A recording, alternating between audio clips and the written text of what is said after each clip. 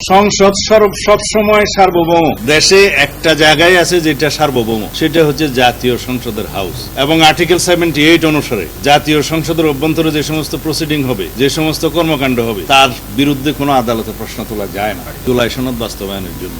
এখানে রেফারেন্ডাম করতে তো মানা নাই সংবিধানে, আর কোথাও এগুলো বাদ দিয়ে রেফারেন্ডাম করা যাবে না এমন কোনো তো প্রশ্ন নাই, এমন কোনো বিধান নাই।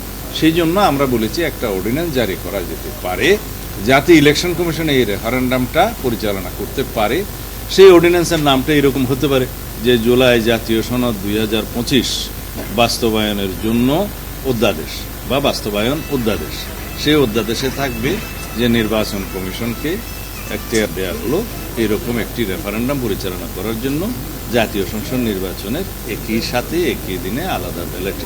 রেফারেন্ডামের যে আর্টিকেল 142 যেটা 15th অ্যামেন্ডমেন্টের মধ্য দিয়ে ফ্যাসিস্ট আওয়ামী লীগ সরকার উড়িয়ে দিয়েছিল, সেইটা অলরেডি বাতিল হয়ে গেছে হাইকোর্টের রায়ের মধ্য দিয়ে। সেটা রিইনস্টেট হয়েছে এবং এই রায়টা এখনো বহাল আছে। সেটা যেহেতু এখনো আপিলের ডিভিশনে কেউ আপিল করে নাই, এখন সেই 142-তে যে রেফারেন্ডামটা করতে হয় সেটা হচ্ছে কনস্টিটিউশনের কিছু আর্টিকেল এবং প্রিয়াম্বল সহ আর্টিকেল 848, 56 and 142 এগুলো অ্যামেন্ডমেন্ট করতে গেলে পরবর্তীতে প্রেসিডেন্টের স্বাক্ষরের আগে জনগণের কাছে আবার অনুমতি নিতে হয় রেফারেন্ডামের মধ্য দিয়ে।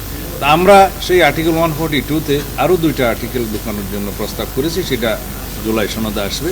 সেটা হচ্ছে তত্ত্বাবধায়ক সরকার সংশ্লিষ্ট 58 ক এবং ক 2 পরিচ্ছেদ। এখন আমরা তো সেখানে হাত দিচ্ছি না, সুতরাং ওই রেফারেন্ডামের প্রয়োজন এখন হচ্ছে না। এখন আমরা যদি কনস্টিটিউশন অনুসারে যাই যে আর্টিকেল 142 অনুসারে এই রেফারেন্ডাম যেটা আমরা প্রস্তাব করছি এখন, সেটা 142 অনুসারে হবে কিনা? নো।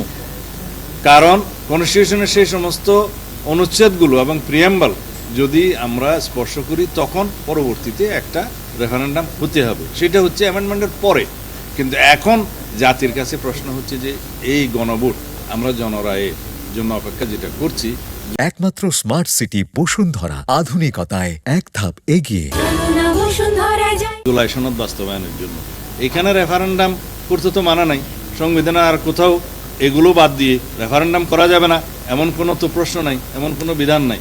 সেই জন্য আমরা বলেছি একটা অর্ডিন্যান্স জারি করা যেতে পারে যাতে ইলেকশন কমিশন এই রেফারেন্ডামটা পরিচালনা করতে পারে।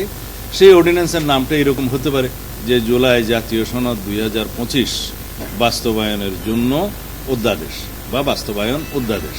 সেই অধ্যাদেশে থাকবে যে নির্বাচন কমিশনকে এখতিয়ার দেওয়া হলো এরকম একটি রেফারেন্ডাম পরিচালনা করার জন্য জাতীয় সংসদ নির্বাচনের একই সাথে একই দিনে আলাদা ব্যালট।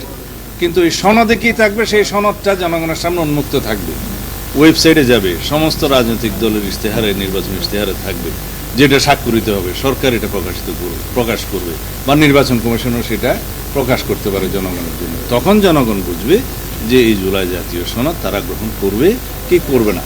তখন এই রায়টা রেফারেন্ডামের মাধ্যমে যখন আসে, এটা তো সার্বভৌম ক্ষমতার একটা রায়, সুতরাং সেটা সবাই মানতে বাধ্য হবে, সংসদ সেটা প্রতিপালন করতে বাধ্য হবে, সমস্ত সংসদ সদস্যগণ সেটা মানতে বাধ্য হবে। সংসদ সবসময় সার্বভৌম। দেশে একটা জায়গায় আছে যেটা সার্বভৌম, সেটা হচ্ছে জাতীয় সংসদের হাউস। এবং আর্টিকেল 78 অনুসারে জাতীয় সংসদের অভ্যন্তরে যে সমস্ত প্রসিডিং হবে, যে সমস্ত কর্মকাণ্ড হবে, তার বিরুদ্ধে কোনো আদালতে প্রশ্ন তোলা যায় না। সার্বভৌম এখতিয়ার সেটা জনগণ তার সার্বভৌমত্ব প্রতিনিধিত্বের মধ্য দিয়ে সেই সংসদকে দেয়। সেই জন্যই সার্বভৌম সংসদ সার্বভৌম ক্ষমতার বলে আইন প্রণয়ন করে, সংবিধান প্রণয়ন করে, সংবিধান সংশোধন করে ইত্যাদি করে। সুতরাং আর কোনো হাউস, আর কোনো বডি রাষ্ট্রের মধ্যে কিন্তু সার্বভৌম নয়।